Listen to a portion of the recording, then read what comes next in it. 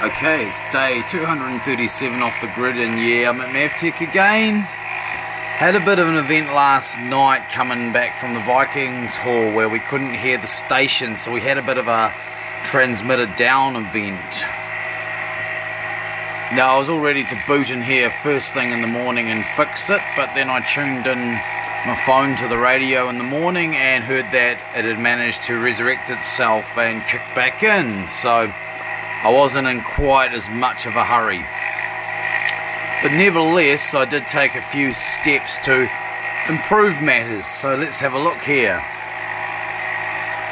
Well, I've been thinking about this, that the transmitter needed more ventilation, so I was looking outside earlier and I found this. See if you can guess what it is. See if you can guess what its original purpose actually was, but it's made a very nice cage, as you can see, for stopping fingers from getting too far into here and touching nasty live parts while being totally open.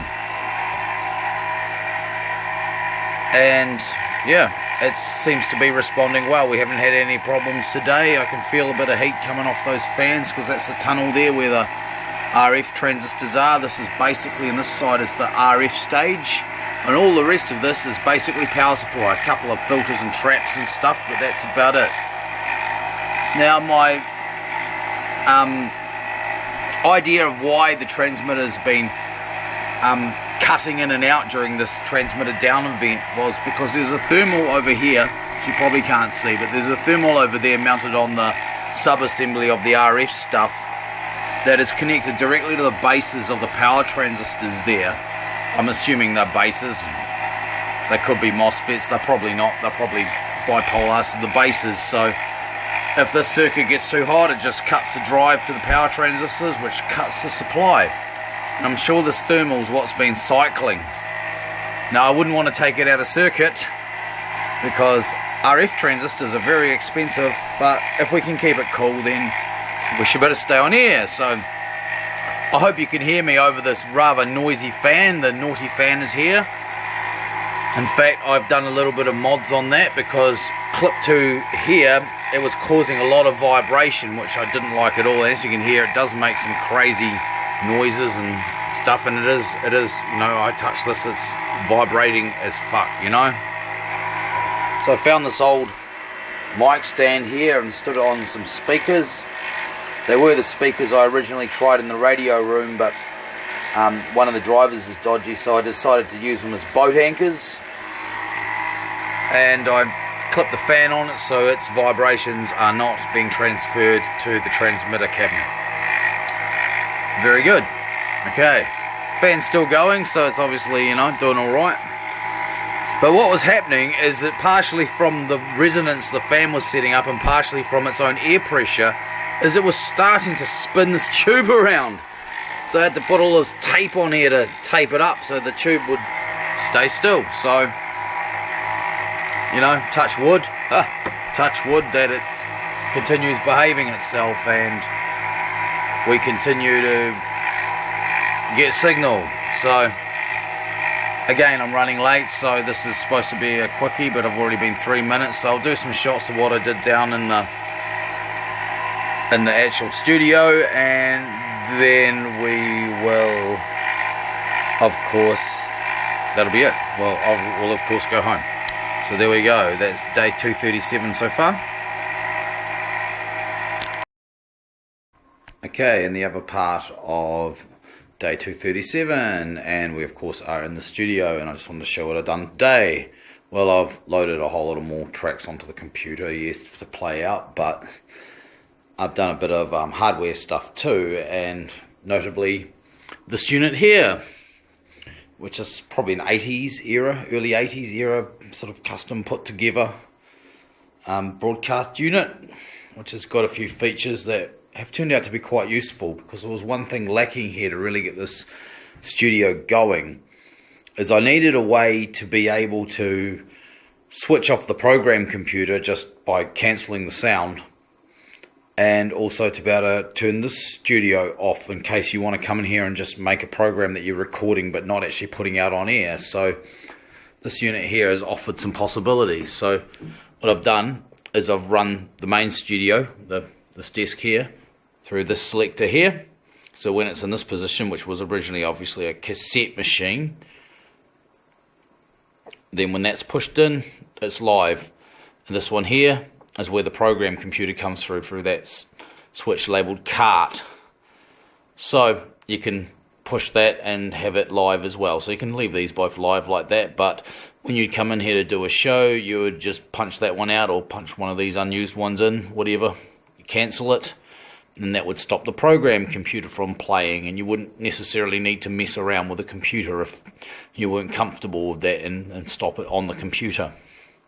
Same thing here, you can punch this out and then use this stuff here without actually going on air if you wanted to pre-record something in here using the gear.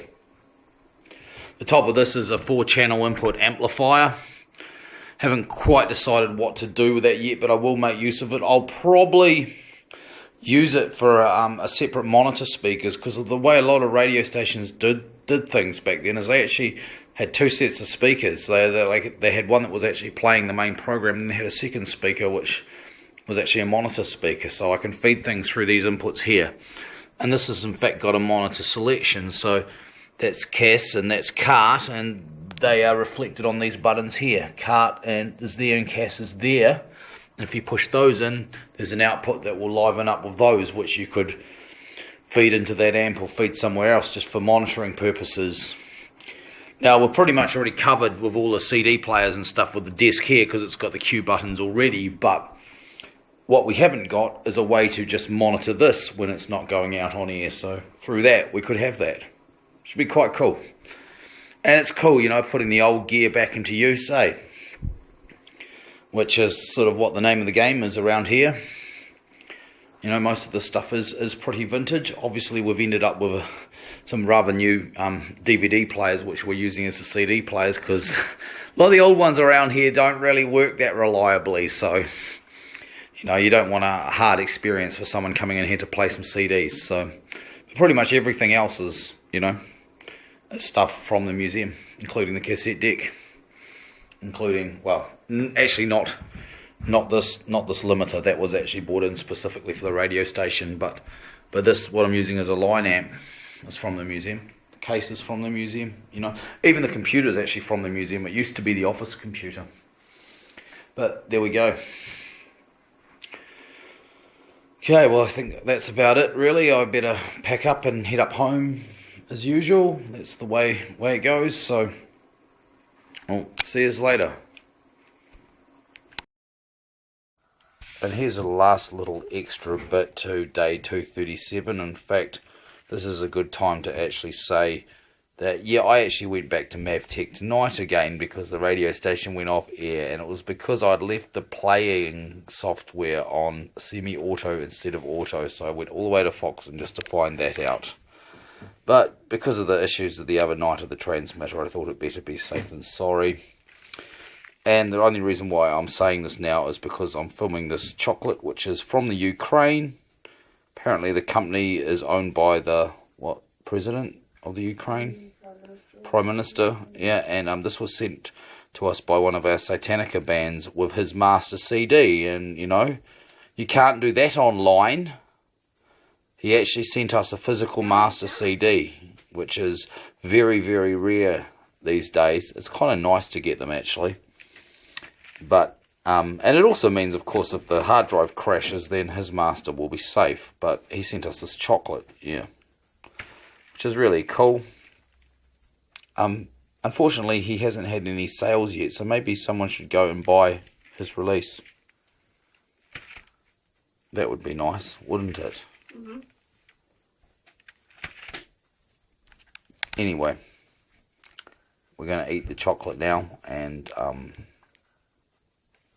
watch a movie. Mm-hmm. Well, okay, one more then. I suppose I should mention the name of the band. So here is in fact the master CD. Of course, it's just a CDR. Well, what else would a master CD be? And it's Santiago Pascuda, and it's self-titled. His project is titled his name, Santiago Pascuda. And the release is called Cradle My Rock, which is a really, really cool reference from Lex. So, yes, you should definitely go and buy a copy of this. Of course, yours won't come on a CDR. It'll come on a Pro CDR. In other words, it'll have a nice looking label on it. Not stuck on, printed. So, you know, it's a CD. You put it in your CD player, you play it, okay? All those underground wankers can go and fuck themselves with their press CDs.